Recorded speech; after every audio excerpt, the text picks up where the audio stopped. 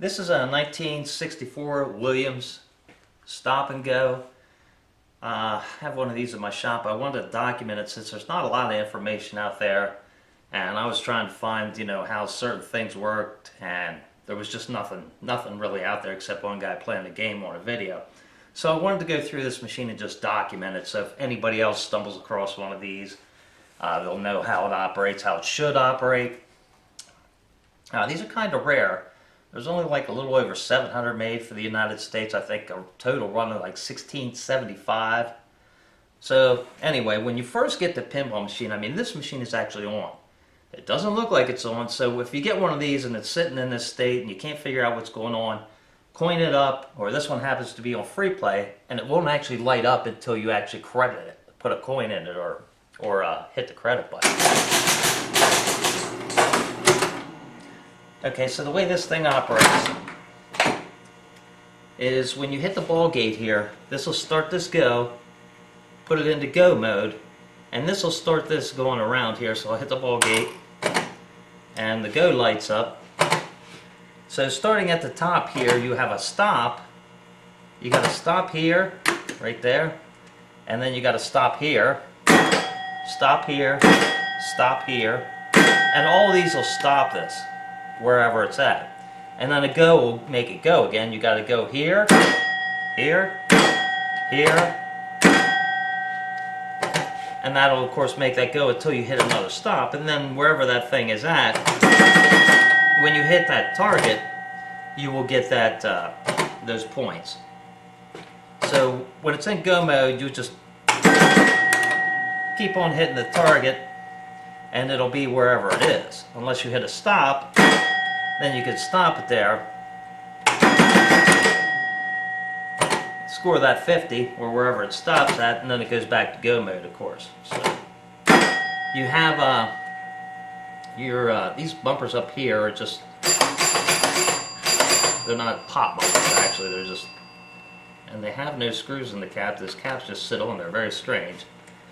But they just switch back and forth between lighting this 100 hole.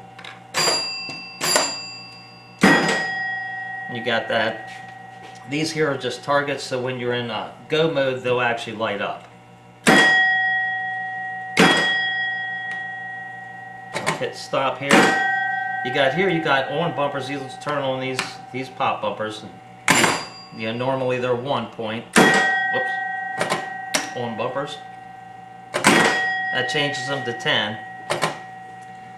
And that's pretty much the premise of the game. That pretty much covers everything with the game. You got these reverse kind of flippers here.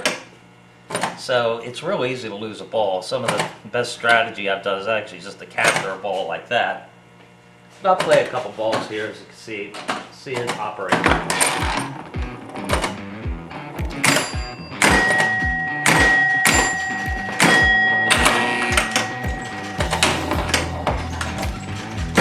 You can see how easy it is to lose a ball.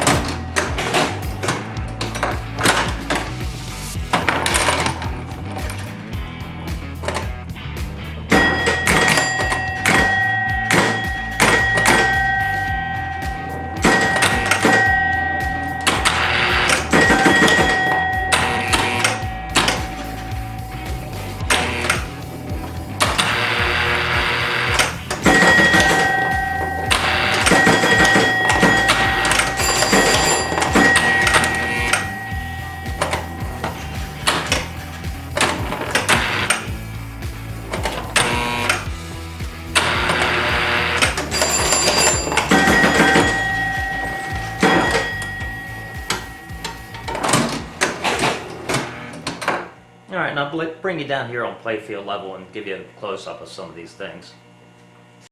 So here's a little bit closer up on the playfield. Try and keep my hand as steady as possible.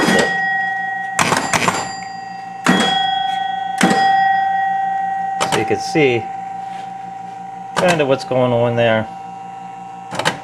Get an idea of the playfield. So I'm not the steadiest person with a camera.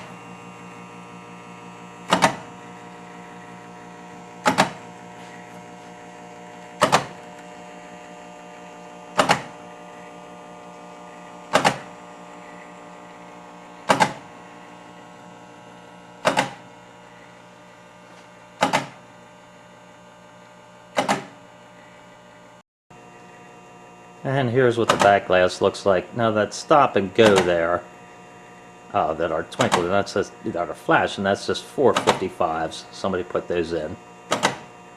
That's, I don't think they had them with them, but I really don't know. I think they just had regular bulbs in them. But you can see when I hit the stop on this, that stop light will light up top. So that works in the head, as well as on the play field.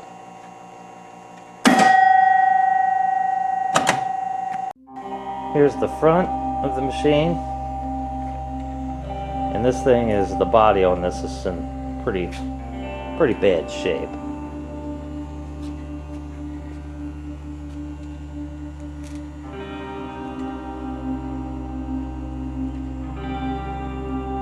Yeah, it's got graffiti scratched in it and everything else.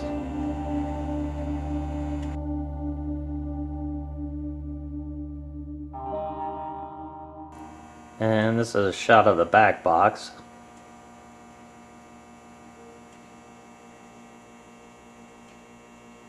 We'll say one thing. When I first got this thing, I could not get the stop and go to switch between stop and go, and actually it was I got a trouble light here, trying to light this up a little bit, but actually it was this wire right down here that was actually touching one of these other wires. It was bare and coming across another contact. I believe it was that one right there. So if you run into that situation, maybe check that. I don't know if that's a common problem with them or not, but thought I'd mention it since it was something I had to find.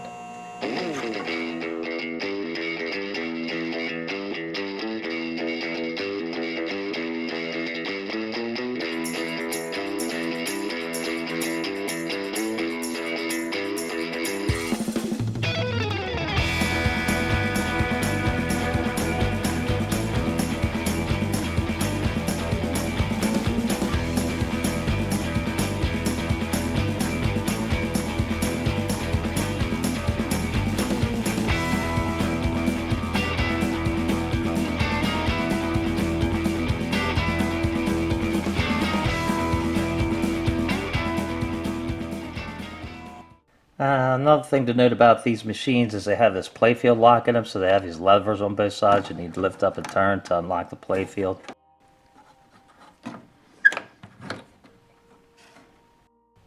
And this here is under the playfield.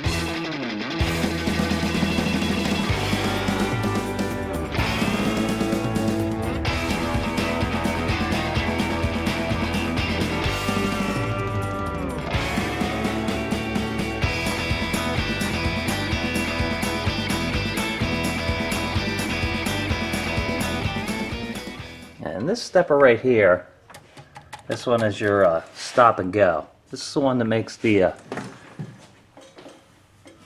stop and the go and that target the value move on that center target. If you have a problem with this, if you can't quite get it to work right, try it with the playfield down, because I noticed that gravity kind of helps this thing along a little bit. Because I was working on this thing with it propped up, and this was working most of the time, but once in a while I couldn't quite get it good enough. And laying the playfield down, that it worked fine. And I'll show you the bottom of the playfield if I can get this playfield out of the way, or the bottom of the cabinet. And here's everything on the bottom of the cabinet then.